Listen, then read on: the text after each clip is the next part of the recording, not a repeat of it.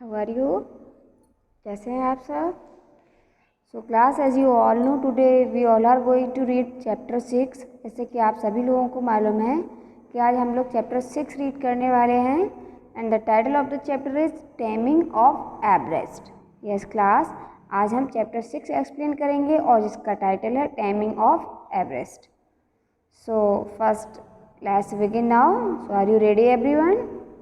I think everyone open your book. सभी ने अपनी अपनी बुक ओपन कर ली है and you have to put your pencil in your hand too. आपको अपने हाथ में एक पेंसिल भी रखनी है so that if you have any typical word और any other words that you don't know, जो आप नहीं जानते हो, you can write down in your book. जिससे कि आपको अगर कोई वर्ड ऐसा आता है जो आपको नहीं मालूम है या किसी का मीन नहीं मालूम है तो उससे आप वहाँ अपनी बुक में राइट कर सकें, so that next time you will not face problem, जिससे कि अगली बार आपको ऐसी कोई दिक्कत नहीं होगी।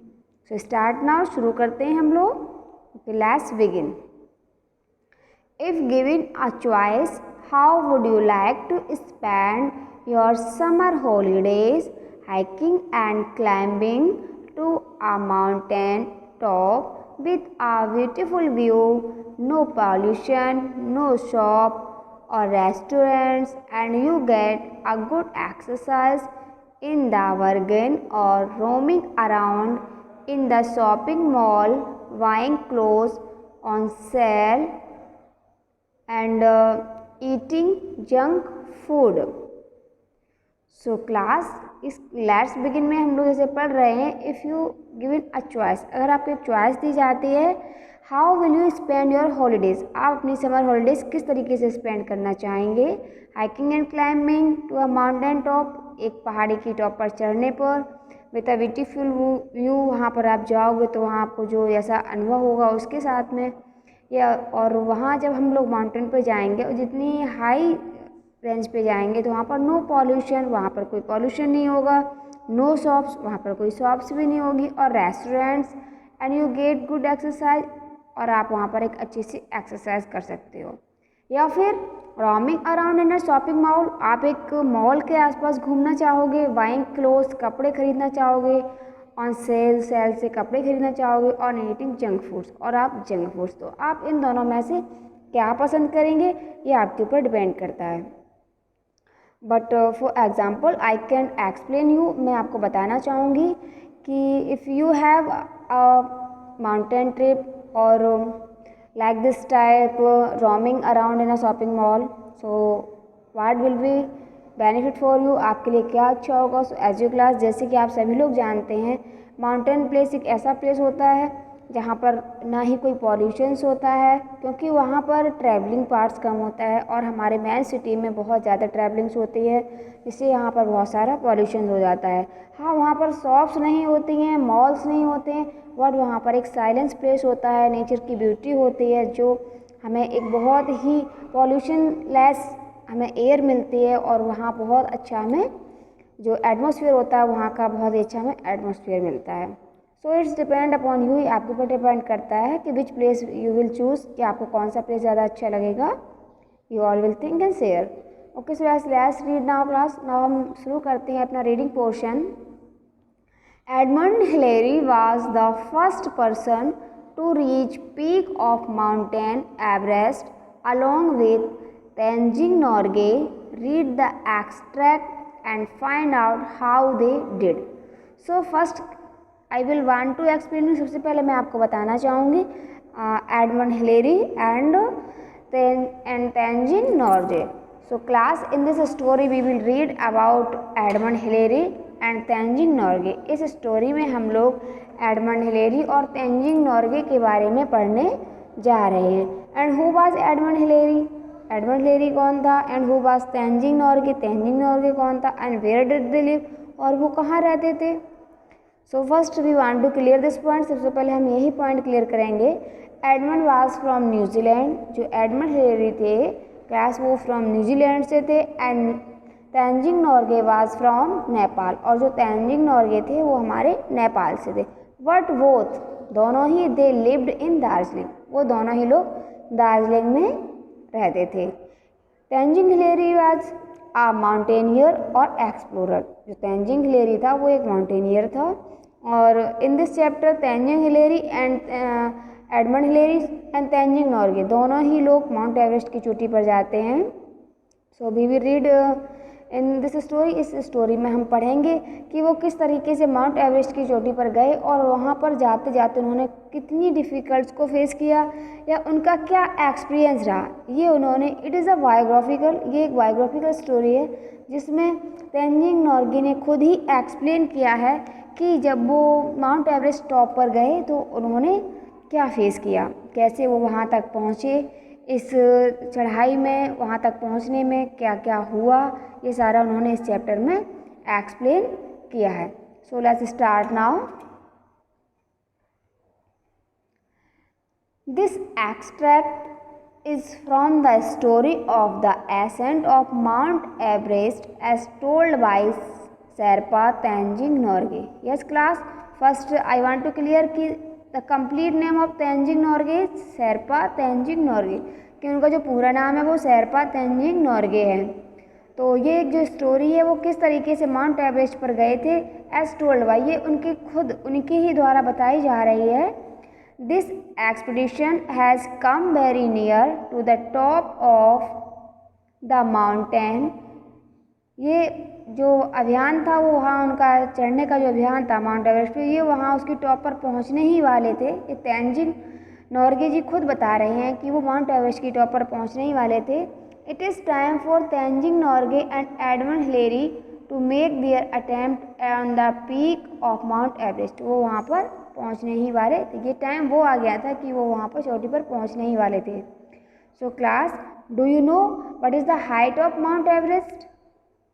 Yes class, you can mention in your book, आप अपनी बुक में राइट कर सकते हैं। The height of the Mount Everest peak is 8,848 metre. Yes class, 8,848 metre, 8,848 metre the height of Mount Everest. Mount Everest की जो हाइट है वो 8,848 मीटर है।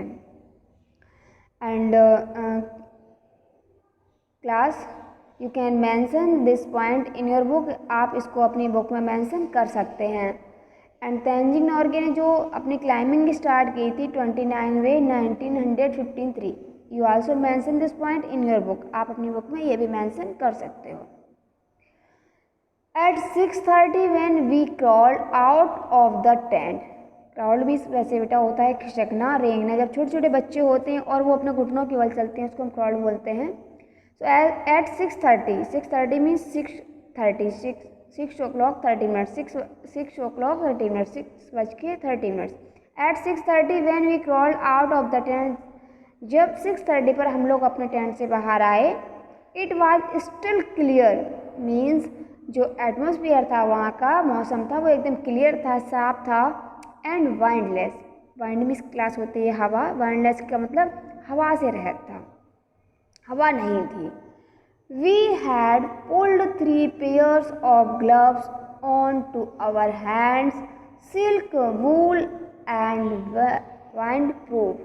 सो class, now you can imagine, अब आप लोग सोच सकते हो कि वहाँ पर कितनी सर्दी पड़ रही थी कि उनको 3 pairs ऑफ ग्लव्स का यूज़ करना पड़ रहा था। Means it's very cold place, ये बहुत ही ठंडा प्लेस है। तो उन्होंने कहा कि जब वो बाहर निकले अपने टेंट से तो आसमान क्लियर था और बट हवा नहीं थी, तो उन्होंने अपने हाथ से जो 3 ग्लव्स उन्होंने पहन रखे थे उनको निकाला। इसमें silk, wool and wind proof, ये 3 टाइप्स के ग्लव्स जो उन्होंने पहने थे वो उनको निकाल दिया। And now we fastened our crampons to our boots on to our bags. We slung the 40 pounds of oxygen apparatus that would be the whole load for each of us during the climb. Class, as you know, what is the meaning of crampons? Crampons एक तरीके की plates होती है iron की जो boots पर लगाते हैं जिससे कि वो आइस पर फिसल ना सकें, स्लिप ना कर सकें। सो उन्होंने वो उसको काफ़ी टाइट से बांध लिया था वहाँ पर अपने पैर में, ऑन टू आवर बैग्स, और अपनी पीठ पर। We slung the 40 pounds oxygen apart. अब जब ऊपर पहाड़ी पर जब लोग चढ़ते हैं तो क्लास वहाँ ऑक्सीजन नहीं मिलती है अच्छे से, तो उन लोगों को ऑक्सीजन सिलेंडर ले जाना पड़ता है। तो 40 पाउंड्स का वेट, 40 पाउंड्स का जो ऑक्सीजन सिलेंडर था वो उन्होंने अपनी पीठ पर बांध लिया था। और ऐसा ही नहीं, केवल उन्होंने, दोनों ही लोग 40 पाउंड्स का वेट अपनी पीठ पर बांधकर चढ़ाई के लिए जाते थे। ऑलरेडी आचार रेडी, तो अब वो आपस में बात करते हैं और बोलते हैं कि तैयार हैं, और वो कहते हैं हाँ तैयार हैं। We went up from the campsite to the southeast ridge and then on along the ridge towards the south summit. We went up, अब वो जाने लगे the campsite, कैंप की तरफ से, to the southeast ridge, ridge means class mountains की जो वहाँ पे होते हैं, उनकी जो उनको माउंटेन्स की जो शिलाज होती हैं वहाँ पर अलग अलग शाखाएं टाइप्स में अलग अलग बने होते हैं, उनको हम रिज बोलते हैं। तो वो वहाँ से अपने जहाँ उनका कैंप लगा हुआ था, कैंप साइड से चल देते हैं साउथ ईस्ट रिज की तरफ, and then on along the rise towards the south summit, और वो साउथ समिट की तरफ चले जाते हैं। साउथ समिट तरफ जब वो चलते हैं, just below the south summit the ridge bordered out into a sort of snow face, so that we went climbing up an almost vertical white wall. क्या होता है, just below the south summit, वो south summit की तरफ, south पहाड़ियों की तरफ नीचे की तरफ जाते हैं। द रिज वार्डेंड, वर्ड मीन्स वैसे चौड़ाई होती है, तो लेकिन यहाँ पर नौरोजी कहना चाहते हैं कि जो वहाँ की वो पहाड़ियाँ चोटियाँ थी, वो उस तरीके से उनको लग रहा है कि अपना माउथ ओपन किए हुए हैं in a sort of snow face, so that we were climbing, और हम सभी लोग वहाँ पर एक वर्टिकल वे में चल रहे हैं। जो वहाँ पर हम लोग चल रहे हैं वर्टिकल वे में। क्लास वाइट वॉल का यूज़ यहाँ पे इसलिए किया गया है क्योंकि वहाँ चारों साइड बर्फ ही बर्फ है, और जो वहाँ पर माउंटेन्स हैं उन पर सभी बर्फ जमी हुई है, और वो वहाँ पर वर्टिकल वे में चल रहे हैं।